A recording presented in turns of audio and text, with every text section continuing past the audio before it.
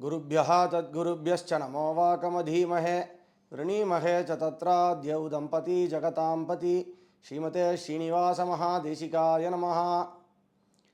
ஆண்டாள் நாச்சியார் தன்னுடைய காதலால் பெருமாள் பேரில் கூடல் இழைத்தா. கூடல் முடிஞ்ச உடனே அடுத்தது பெருமாளை நோக்கி வேறு என்ன பண்ணுறதுன்னா குயிலை தூது விட போகிறா. இந்த அடுத்த 10 பாட்டில் மண்ணு பெரும்புகழ் மாதவன் இந்த 10 பாட்டு ஆரம்பிக்கிறது. அதாவது காமதேவார்ச்சனை பண்ணிட்டா. காமதேவார்ச்சனை பண்ணி கூடல் இழைத்தும் பண்ணியாயிடுத்து. பெருமாள் சேருவேர்ன்ற மாதிரி தனக்கு அந்த ஜோசியமானது கிடச்சிடுத்து.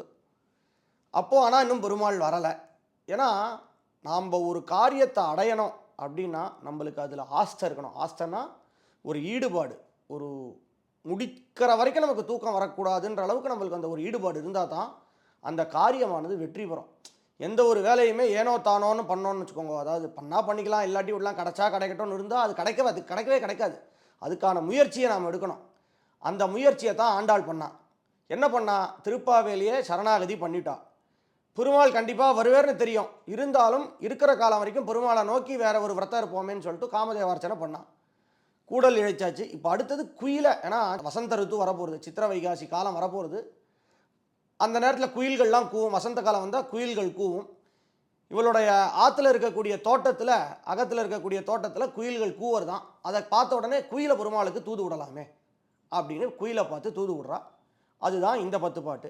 மண்ணு பெரும்புகழ் மாதவன் மாமணிவண்ணன் மணிமுடிமைந்தன் தன்னை உகந்தது காரணமாக என் சங்கிழக்கும் வழக்குண்டே புன்னை குறுக்கத்தின் யாழல் செருந்தி பொதும்பினில் வாழும் குயிலே பண்ணி எப்போதும் இருந்து விரைந்து என் பவளவாயன் வரக்கூவாய். இப்போ ஆண்டாள் புன்னை குறுக்கத்தி ஞாழல் செருந்தி பொதும்பினில் வாழும் குயிலே. புன்ன மரம் என்ன, குறுக்கத்தி மரம் என்ன, இந்த மாதிரி மரப்பொந்துகளில் இருக்கக்கூடிய குயிலே என்ன பண்ணணும்? என் சங்கிழக்கும் வழக்கு, என்னுடைய துன்பத்தை போக்குறதுக்கான வழக்கை நீ போய் பெருமாள்கிட்ட போய் சொல்லிட்டு வா. யார் அந்த பெருமாள்? மண்ணு பெரும்புகழ் மாதவன். நிறைய புகழ் உண்டு. பேரும் புகழ்த்துக்கு குறைச்சலே கிடையாது. ராஜா வீட்டு கண்ணுக்குட்டி, வசுதேவருடைய குழந்தை, நந்தகோபரால் வளர்க்கப்படுறான், யசோதை பிராட்டி வளர்க்குறா. எங்கே பார்த்தாலும் மாடுகள் சமிருத்தி அவ்வளோ இருக்குது. அந்த கோகுலம் ஆயர்பாடி பூர்த்தியான்றதெல்லாம் திருப்பாவையில் நிறைய பார்த்தோம். அதாவது கண்ணுக்குட்டியை நினச்சாலே பால் சுரக்கக்கூடிய அளவுக்கு சமிருத்தி இருந்ததுன்னா பார்த்துக்கோங்களேன். அப்படிப்பட்ட புகழ்ச்சி பெருமையெல்லாம் இருக்குது. கண்ணனுடைய புகழுக்கு கேட்கவே வேண்டாம். சின்ன வயசுலேயே விஷம் கலந்த பாம்பு மேலே நடம்பயின்னர்னு ஒரு ஆழ்வார் சொன்னார். அதாவது விடம் கலந்த பாம்பின் மேல் நடம்பயின்ன நாதனே குடம் கலந்த கூத்தனாய கொண்டல் வண்ண தண்டுழாய் வடம் கலந்த மாலை மார்ப ஆழிமேனி மாயனே அப்படின்னு திருமணி ஆழ்வாருடைய துள்ளலான தமிழ். விடம் கலந்த பாம்பின் மேல் நடம் பயின்ற நாதனேவா.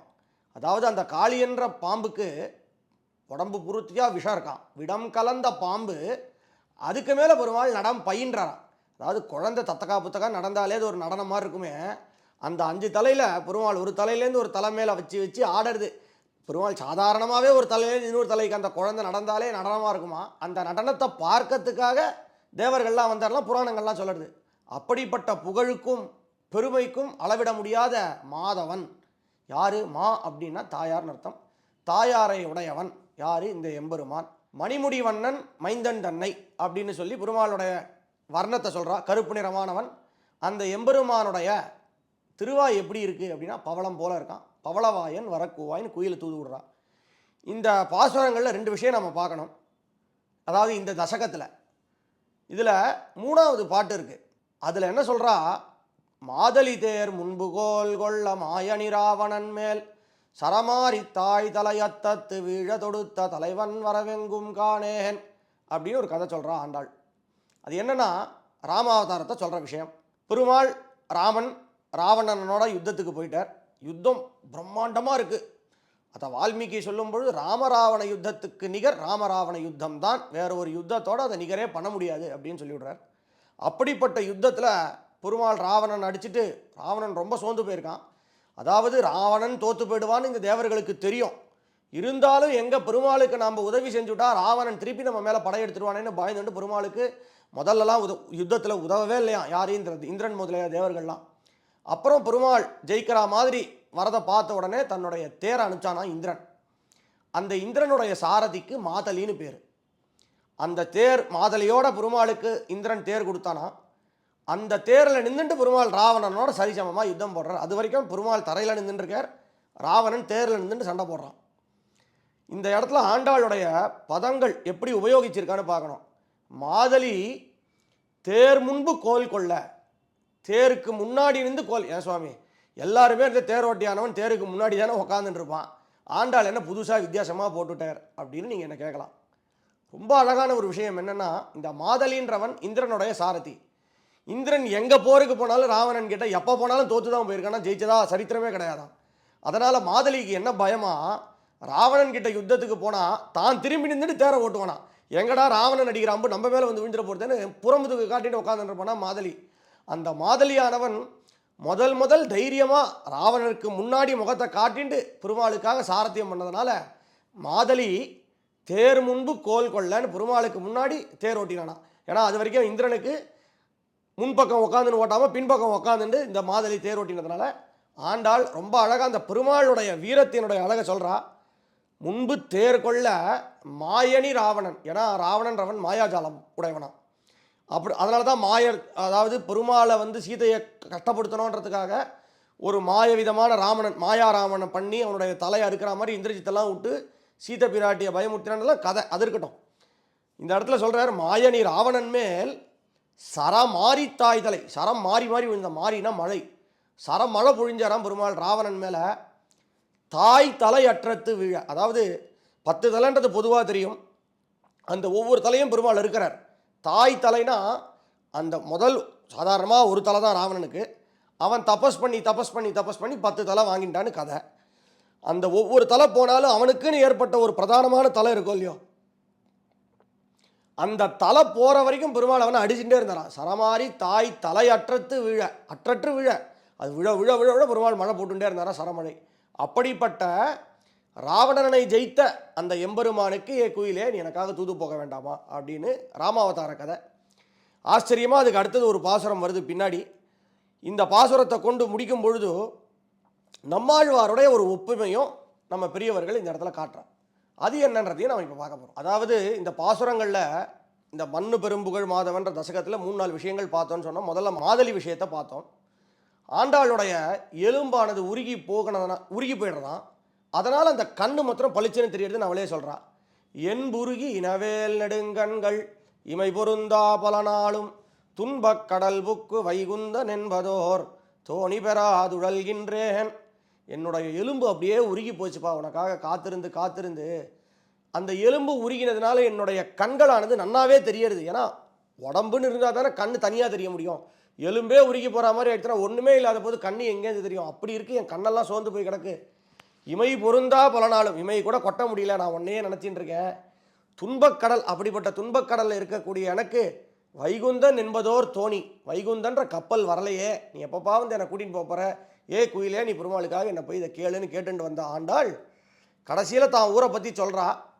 மென்னடை அன்னம் பறந்து விளையாடும் வில்லிபுத்தூர் உறைவாந்தன் பொன்னடி காண்பதோராசையினால் என் பொறுகையல் கண்ணினை துஞ்சா இன்னடிசிலொடு பாலமுதூட்டி எடுத்த என் கோலக்கிளியை உன்னொடு தோழமை கொள்ளுவன் குயிலே உலகளந்தான் வரக்கூவாய். தன்னுடைய ஊரை பற்றி சொல்கிறா. எப்படி இருக்கா அந்த ஸ்ரீவில்லிபுத்தூர்? மென்னடை அன்னம் பறந்து விளையாடும், நல்ல மெதுவாக நடக்கக்கூடிய அன்னங்கள் எங்கேயும் சஞ்சரிச்சுட்டுருக்கு, அதாவது நடந்துட்டுருக்கு, நடக்கிறது. மென்னடை அன்னம் பறந்து விளையாடும், எல்லா இடத்துலையும் அன்னபக்ஷிகள் விளையாடின்னு இருக்கு. வில்லிபுத்தூர் உறைவான்தன் சொல்லக்கூடிய அந்த எம்பெருமான் வடபத்திரசாயி பொன்னடி காண்பதோர் ஆசையினால், அந்த எம்பெருமானுடைய திருவடியை சேவிக்கணுன்ற ஆசையால் என் கண்ணில் தூக்கமே வரலப்பா. பொறுகையல் கண்ணினை துஞ்சா, என் கண்ணில் தூக்கமே வரல. துஞ்சான்னா தூக்கம், என் கண்ணு தூங்கவே மாட்டேங்கிறது. நீ போய் கொடுத்துட்டு வந்தேன்னா குயிலே கிளியே இன்னடிசிலோடு பாலமுது ஊட்டி, நல்லா அடிசில்னா இந்த வெள்ளத்தில் பண்ணக்கூடிய பாயசம் மக்கார வடிசில்னு சொல்லுவா. இன்னடிசிலோடு பால் அமுது ஊட்டி, பால் அமுதுனா அந்த அக்கார வடிசலில் பாலை குத்தி நன்னா கலந்து உனக்கு கொடுக்குறேன். இல்லை பெருமாளுக்கு அமுதுன்னு சொல்லக்கூடிய பாலையும் தனியாக நிறைய முந்திரி பாதாம் எல்லாம் அரைச்சி போட்டு ஏலக்காய் போட்டு குங்குமப்பூ போட்டு பாலாவும் கொடுக்குறேன், அடிசலாகவும் கொடுக்குறேன், பாயசமாகவும் கொடுக்குறேன். ஏ கிளியே இன்னடிசிலோடு பாலமுது ஊட்டி எடுத்த என் கோல கிளி, அந்த கிளியை வளர்த்துட்டே இருக்காளாம் ஆண்டாள். அந்த கிளியை பார்த்து நீ போய் தூது போமா அப்படின்னு கேட்குறா. இங்கே ஒரு கேள்வி கேட்கலாம். ஆண்டாள் இருக்கிறது ஸ்ரீவில்லிபுத்தூரில், ஆண்டாள் கண்ணனை நோக்கி தவம் பண்ணுறான்றதான் பார்த்தோம். இவ இருக்கிற ஆற்றுக்கு பக்கத்திலேயே பெருமாள் கோயில் இருக்குது ஸ்ரீவில்லிபுத்தூரில் வடபத்திரசாயி. அப்போது பக்கத்தில் இருக்கிற கோயிலுக்கு போகிறதுக்கு ஆண்டாளால் முடியாதா? ஆண்டாள் நடந்து போகலாமே, எதுக்கு கிளியை தூது விடணும் அப்படின்னு ஒரு கேள்வி வருமோ இல்லையோ. இதுக்கு ஆச்சரியமாக நம்ம பெரியவர்கள் பதில் சொல்கிறா. நம்மாழ்வாருடைய ஒரு பாசுரத்தை எடுத்து ஆண்டாளுக்கும் நம்மாழ்வாருக்கும், அங்கே நம்மாழ்வார் தன்னை ஒரு பெண் பாவத்தில் தன்னை ஒரு நாயகியாக பாவிச்சுட்டு ஒரு பெண் பாவனையில் ஒரு பாசுரம் பாடுறா. அதை எடுத்து அதுபோல் இங்கே ஆண்டாள் அப்படின்னு சொல்லி நமது பூர்வர்கள்லாம் அழகாக அர்த்தம் பண்ணுறா. என்னடா அப்படின்னா, நம்மாழ்வார் பாசுரத்தை பார்ப்போம். குழையும் வாழ்முகத்தேழையை தொலைவில்லி மங்கலம் கொண்டு பூக்கு இழைகொள் சோதி செந்தாமரை கண்பிரான் இருந்தமை காட்டி நீர் மழை பெய்தாலொக்கும் கண்ண நீரினொடு அன்னு தொட்டும் மயா அந்திவள் நுழையும் சிந்தையள் அன்னை மீர் தொழுமத்திசை உற்று நோக்கியே. அதாவது அம்மாக்களை பார்த்து, தாயாரை பார்த்து அந்த நாயகியுடைய தோழி சொல்கிறாளாம், உங்களுக்கு எங்கேயாவது அறிவு இருக்கா? அவள் ஏற்கனவே பெருமாளை நோக்கி காதல் கொண்டு பெருமாள் வரலையேன்ற துன்பத்தில் இருக்கா. அவளை கொண்டு போய் நீங்கள் போராத குறைக்கு தொலைவில்லி மங்கலம்ன்ற ஊருக்கு கூட்டின்னு போயிட்டு, அங்கே பெருமாள் பேர் அரவிந்தலோச்சனன்னு பேர், தேவபிரான்னு 2 பெருமாள் இருக்கார். அந்த அரவிந்தலோச்சனன்னா தாமரை போன்ற கண்களை உடையவன், தாமரை கண்ணன்னு பேர். அந்த பெருமாளை காமிச்சா அவளால் எப்படி இருக்க முடியும், தரிக்க முடியும்? ஏற்கனவே நொந்து போயிருக்கா. இவ்வளவு பெரிய அழகை நீங்கள் அவன் முகத்தில் காமிச்சிங்கன்னா அவள் அங்கேயே மயக்கம் போட்டு விழுந்துடுவாளே, அவளை கூட்டிகிட்டே வர முடியாது. நீங்கள் பண்ணது நியாயமா? குழையும் வாழ்முக தேழையை, அதாவது நல்ல அழகிய முகத்தை உடையக்கூடிய இந்த பொண்ணை தொலைவில்லி மங்கலம் புக்கு அங்கே கூட்டிகிட்டு போயிட்டு இழைகொள் சோதி செந்தாமரைக்கன்பிரான், செந்தாமரைக்கன்பிரான் அரவிந்தலோச்சனனை காட்டினீர். காட்டின உடனே என்னாச்சு? மழை பெய்தாலுக்கும் கண்ணநீர். ஒரு மழை பெஞ்சால் எப்படி தொப தொப தொப மழை பெய்யுமோ அந்த மாதிரி அந்த பெருமாளை சேவித்த உடனே பராங்குஷ நாயகின்னு சொல்லக்கூடிய இந்த ஆழ்வாருக்கு கண்ணில் மழை பெய்தாலுக்கும் கண்ணநீர், அருவி அருவியாக அலறாலாம். அன்று தொட்டு உண்மை ஆந்தியவள் அதுலேருந்து அவள் பித்து பிடிச்ச மாதிரி உட்காந்துட்டுருக்கா. தொலைவில்லி மங்கலத்திலே உட்காந்துட்டுருக்கா. தொலைவில்லி மங்கலம்னு சொன்னாலே போகிறோம், அதையே கேட்டுருக்கான்னு அந்த பராங்குஷ நாயகி அப்படின்னு சொல்லக்கூடிய நம்மாழ்வாருடைய நிலையை ஆழ்வார்கள் சொல்லி, அந்த மாதிரி ஆண்டாளையும் ஸ்ரீவில்லிபுத்தூர் வடபத்திரசாயி கோயிலுக்கு கூட்டின்னு போகிறதுக்கு பயமா. ஏன்னா அங்கே போய் அந்த பெருமாள் அழகளை இவளும் மயங்கி விழுந்துட்டா நம்மளுக்கு இவ கிடைக்க மாட்டாளே அப்படின்றதுக்காக இவளை போகக்கூடாதுன்னு சொல்லிட்டாலாம். அதனால் ஏ கிளியே, நீ போய் எனக்காக என் பெருமாள்கிட்ட பக்கத்திலேயே அந்த வடபத்திரசாயி பெருமாள் இருந்தாலும் எனக்காக நீ தூது போய் எனக்கு எப்போ பெருமாள் வரப்போகிறாருன்னு கொஞ்சம் கேட்டு சொல்லுமா அப்படின்னு சொல்கிறா. அத்தோட சொல்லி இந்த தசகத்தில் முடிக்கிறா. விண்ணுற நீண்டடி தாவியமைந்தனை வேல்கண் மடந்தை விரும்பி கண்ணுரையன் கடல் வண்ணனை கூவு கருங்குயிலே என்ன மாற்றம் பன்னுரு நான் மறையோர் புதுவை மன்னன் பட்டர் பிரான் கோதை சொன்ன நன்னுரு வாசகமாலை வல்லார் நமோ நாராயணாய வெண்பாரே.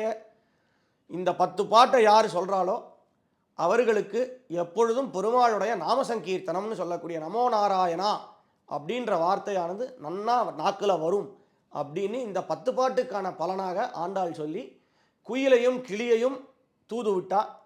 இந்த தூதுக்கு அப்புறம் என்ன நடக்கிறது அப்படின்னா, தான் கனவு காண போகிறா. அந்த கனவு எப்படிப்பட்டது, அந்த கல்யாணம் எப்படி நடக்கணுன்ற கனவுன்றதெல்லாம் வரப்போகிற தொகுப்புல பார்க்கலாம்.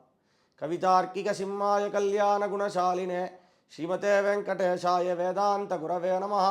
ஸ்ரீமதே ஸ்ரீனிவாச மகாதேசிகாய நமஹ.